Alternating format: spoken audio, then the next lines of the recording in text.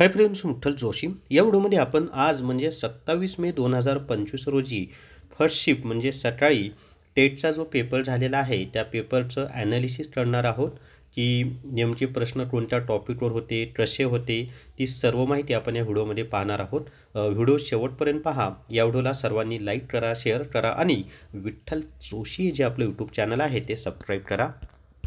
जर तुम्हाला टेटसाठी recorded video course विकत घ्यायचा असेल तर प्ले स्टोरवरून विठ्ठल जोशी ॲप डाउनलोड करा आणि टेट रेकॉर्डेड व्हिडिओ कोर्स विकत घ्या।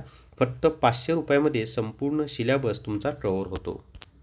तर या ठिकाणी पहा, आजच्या शिक्षक भरती पेपरमधील फर्स्ट शिफ्टचा पेपर पॅटर्न, त्याच्यामध्ये पझल्स विचारलेल्या होत्या। पझल्स हे बुद्धिमत्ता चाचणीमध्ये येतात। त्याच्यानंतर सिटिंग अरेंजमेंट म्हणजे बैठक व्यवस्था विचारलं होतं। ॲड्रेस क्वेश्चन म्हणजे ॲड्रेस पत्त्यावर सुद्धा त्यांनी प्रश्न विचारले होते। खूप सोपे प्रश्न असतात ते पत्त्यावरचे। त्याच्यानंतर मानसशास्त्रावर प्रश्न विचारले होते। मराठी एकदम सोपं होतं, IBPSचं मराठी सोपंच होतं आणि विशेष ठरवून सांगितलेलं आहे पॅसेज नव्हता। त्याच्यानंतर इंग्लिशसुद्धा सोपं होतं आणि इंग्लिशमध्ये सुद्धा पॅसेज नव्हता।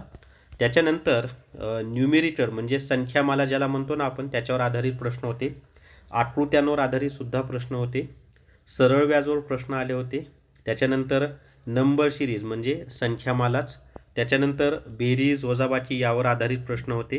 बॉडमॉस म्हणजेच आपलं जे पदावली हा टॉपिक आहे ना, सिम्प्लिफिकेशन, त्याच्यावर सुद्धा प्रश्न होते। याच्यावर बरेच 4-5 तरी प्रश्न असतील कमीत कमी। वर्ग समीकरणावर प्रश्न होते। नाते संबंधावर सुद्धा प्रश्न विचारलेले होते। त्याच्यानंतर दिशाज्ञान चाचणीवर प्रश्न होते। कोडिंग डिकोडिंग म्हणजे सांकेतिक भाषा याच्यावर सुद्धा प्रश्न विचारलेले होते। आणि एकंदरीत अजून ॲनालिसिस आहे बरं, हे एका विद्यार्थ्याचं आहे, अजून पण आहे।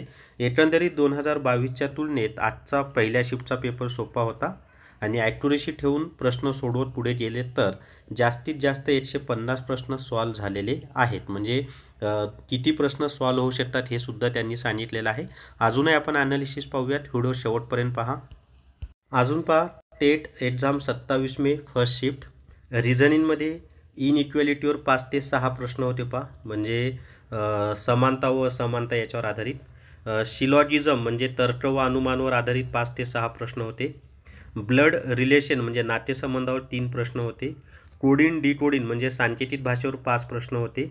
अल्फा न्यूमेरिटर सिरीज म्हणजे आपला अक्षरमाला संख्यामाला त्याच्यावर प्रश्न होते। डायरेक्शन म्हणजे दिशाज्ञान चाचणीवर 3 प्रश्न होते। बैठक व्यवस्था सिटिंग अरेंजमेंटवर प्रश्न होते। त्याच्यामध्ये सर्कल आणि लिनियर म्हणजे वर्तुळाकार आणि रेषाकृती दोन्ही पण। पझलवर प्रश्न होते। त्याच्यानंतर डे पझल विचारले होते।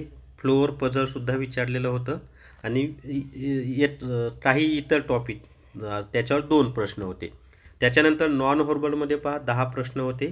त्याच्यामध्ये क्रिटिकल रिझनिंगवर 5 प्रश्न होते। ॲड्रेस मॅचिंगवर 10 ते 15 प्रश्न होते। मी आधीच सांगितलं ॲड्रेस मॅचिंग खूप सोपा टॉपिक आहे।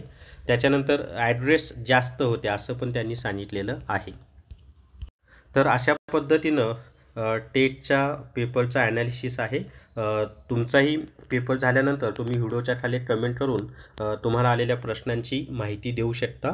तर या व्हिडिओमध्ये एवढीच माहिती। या व्हिडिओला सर्वांनी लाईक करा, शेअर करा आणि विठ्ठल जोशी हे जे आपलं यूट्यूब चॅनल आहे ते सबस्क्राईब करा। Thank you very much.